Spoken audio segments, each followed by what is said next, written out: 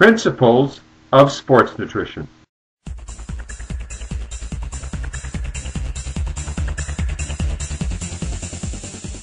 With the advent of science in the field of nutritional medicine, we should all be extremely optimistic about the future. Many phytochemicals naturally inherent in whole food will be isolated and proven to be of enormous medical and performance value.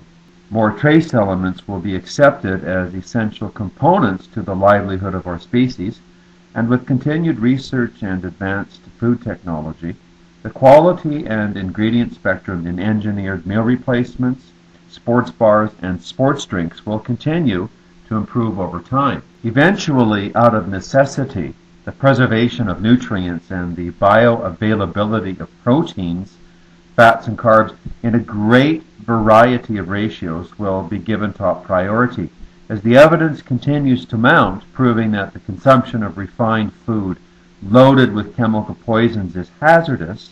More and more large corporate food processing companies will cater to wiser and better educated consumer demand. As far as our present situation goes, we're in dire straits. The food supply sucks. It's terrible. It's filled with noxious, toxic chemicals.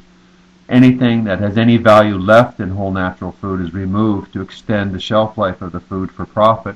Corporations are driven by profit only. They're not concerned about our health whatsoever. Neither is the medical system, conventional medicine, neither is Big Pharma. It's a huge scam, and we're being taken advantage of. They've hijacked our food supply, and they're poisoning us with food from nature. So we have to create the change. Health-conscious consumers must stand up and not participate. That's how you do it. You stop participating in the consumption of the crap and the garbage that most people think in their mind as food. The food quality for now will continue to get worse and worse and worse, long before it ever gets better. As industry continues to dump billions of tons of toxic chemical wastes into the environment, our air, water, and food will continue to deteriorate. How could it not? The real concern here is not so much the food, it's the attitude of our people, the people of the planet Earth, and everyone as a collective coming to terms with what we must do to survive. If you haven't watched Zeitgeist 1, 2, and 3, I recommend that you do. That's a real eye-opener, and you'll realize that we have limited resources, and they must be shared equally, and there's plenty to go around if there is equal distribution. Incentive to change a lifestyle incongruent with health and its preservation must be addressed socially with a long-term vision. Our medical model must change, and it will, but we must make the prevention of disease and obesity an absolute priority.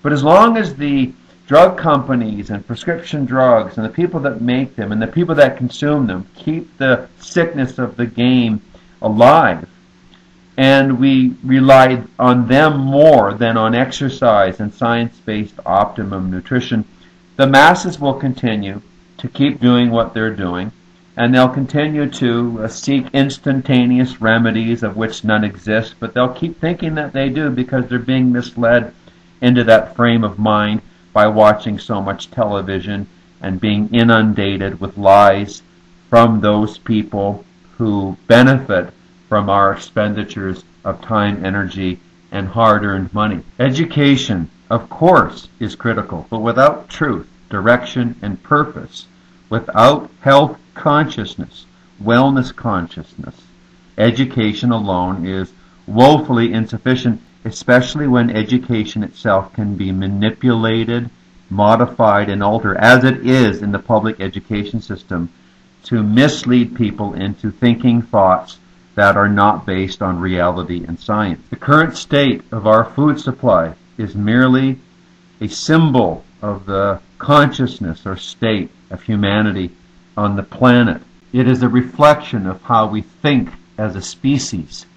A truly evolved and enlightened society would never allow its own children to consume food that is as destructive as it currently is. In a truly enlightened society, by the way, there is no legislation that makes producing such gross food illegal, because the consciousness of a truly enlightened individual is not a consciousness of greed or war. There is no conflict with self. There is no conflict with other people in the same family. We are here to learn to grow, and wellness must be elevated to its right position. Number one, that is the function and focus of our purpose, to stay well and to grow and develop as a society of people. And if we continue to consume refined, dead, sterile food, we can only continue to damage ourselves, damage our children, and prevent the ultimate inevitability of what it is we are designed to do, and that is evolve into a state of pure consciousness, love, and peace.